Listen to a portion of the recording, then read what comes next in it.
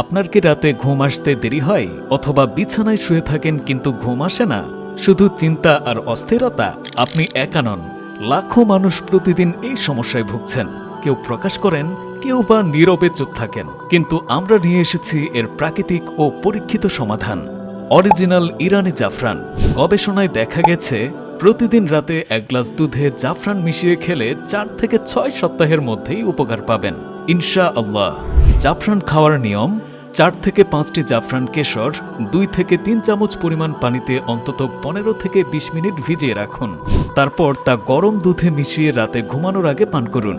90% মানুষ জানেই না যে তারা নকল জাফরান কিনছে, কিন্তু আমরা দিচ্ছি 100% খাঁটি ইরানি জাফরানের গ্যারান্টি।